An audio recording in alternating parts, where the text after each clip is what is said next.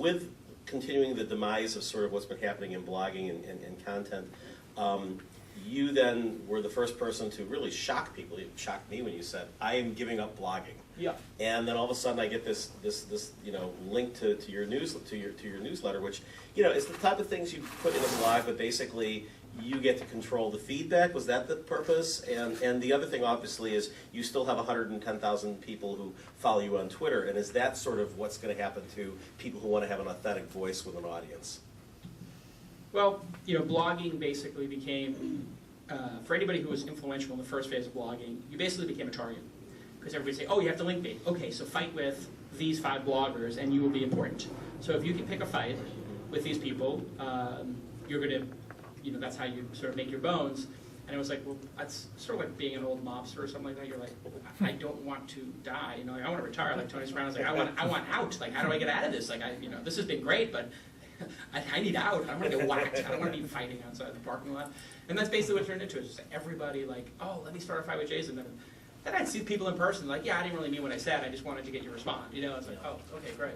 So, and the same 20 or 30 people who I had either fired or beat as competitors, or who were suffering from mental illness or alcoholism or drug use, would follow me everywhere on the internet and post 30 comments. And it would be really disturbing / funny and sad when you see the same IP address acting as 3 different people having a conversation with themselves in your comments, and you're like, don't you even understand that you have the same IP address? And this person is obviously mentally deranged because they're writing, I posted at 2 a.m. and they're writing comments at 2:05 and writing 3 of them in 3 personas. Like, this stuff actually happened. I was like, whoa, this is just bizarre. It's sort of like anybody who reaches any level of status looks at the Wikipedia and laughs. They're like, oh, your Wikipedia page. They're like, yeah, that's the place where the people who hate me collect.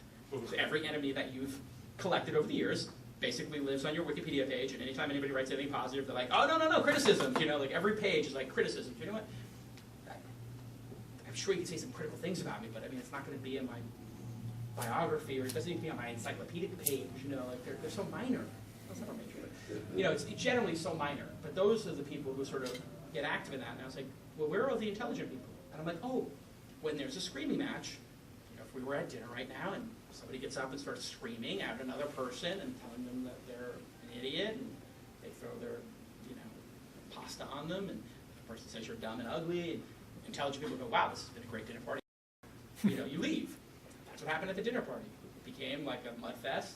It became lowest common denominator, people who can't even write well, people who don't really have anything to express, and maybe a lack of knowledge, or who are just trying to game the system for profit. So I'm out.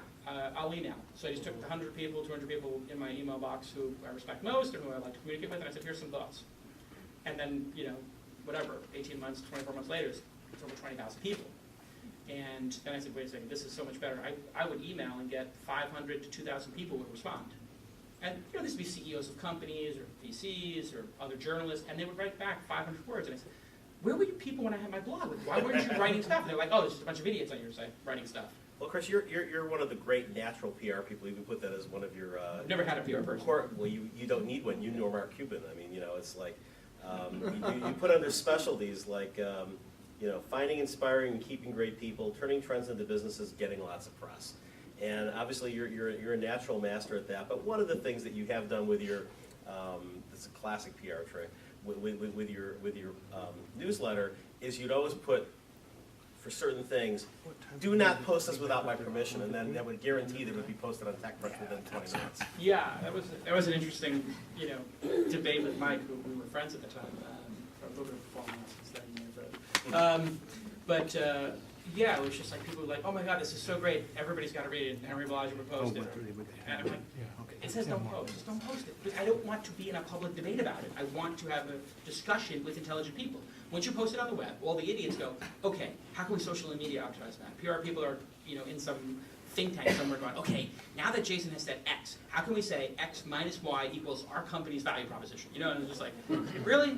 Like, it's just my opinion on Facebook. It doesn't become your business plan. And people would be like, oh, well, see, Jason said this, therefore that means our business is, going to be successful. Wait. It's not like that. And so you were never able to get out of the news cycle by doing that, although you perhaps were able to control a little bit more. It actually worked, because for me, I got what I wanted. which was I was communicating with the right people, Right. they were communicating with me, and it was asymmetrical. Right. I was getting more information and knowledge than everybody else. Bingo, I win. Awesome. You know, like I send out these ideas, and then everybody emails me and tells me what's wrong and why privately. Now I'm smarter. Now I understand the industry more. Now I understand life more. Okay, winning. Yep. Duh. All right, Mr. Sheehan.